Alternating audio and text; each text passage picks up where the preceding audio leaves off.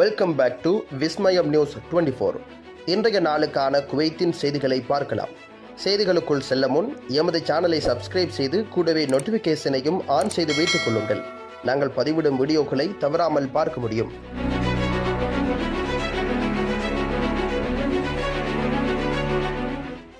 சவுதியில் துல்ஹஜ் மாத பிறை நேற்று தென்பட்டது. பக்ரீத் ஜூன் 6ஆம் தேதி என அறிவிப்பு.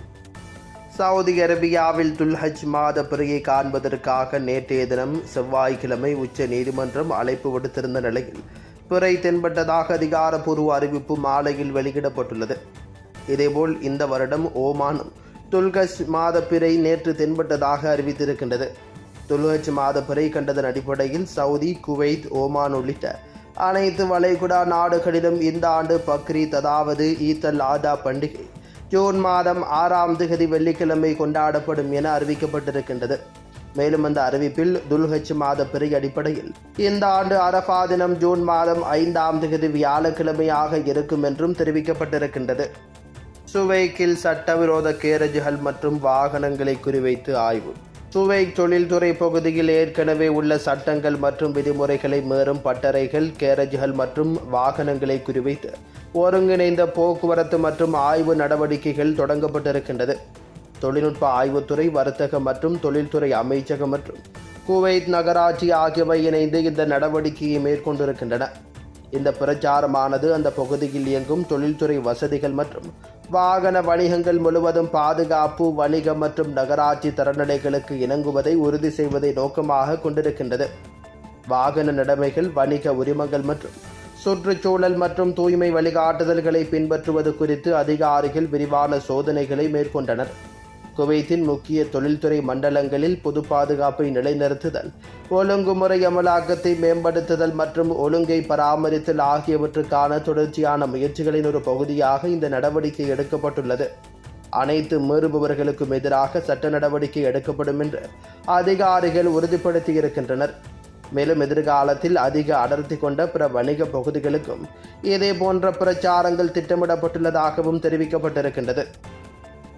விதிமீறல்கள் மீது மனிதவள பொது ஆணையம் நடவடிக்கை. 16 தொழிலாளர் அலுவலக உரிமங்கள் இடைநிறுத்தம்.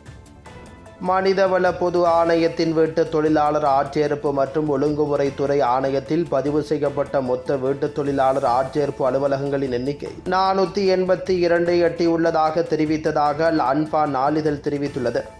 ஆணையத்தின் சமீபத்திய புள்ளி விவரங்களின்படி வீட்டு தொழிலாளர்கள், முதலாளிகள் மற்றும் ஆட்சேர்ப்பு அலுவலகங்களிலிருந்து துறைக்கு 462 புகார்கள் வந்திருக்கின்றன.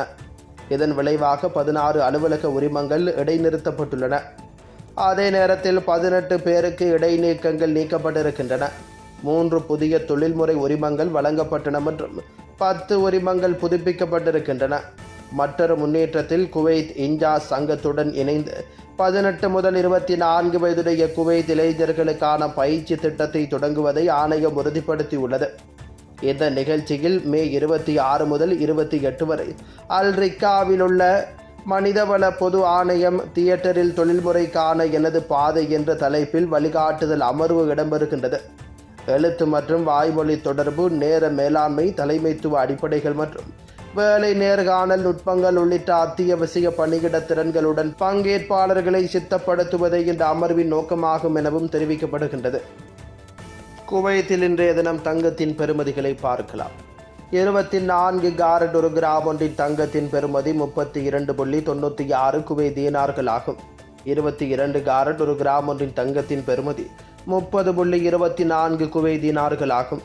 21 காரட் ஒரு கிராம் ஒன்றின் தங்கத்தின் பெறுமதி 28.87 குவைத் தீனார்கள் ஆகும்.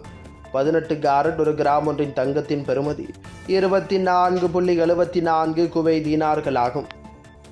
குவைத்தின் இன்றைய நாணய மாற்று விகிதங்களை பார்க்கலாம்.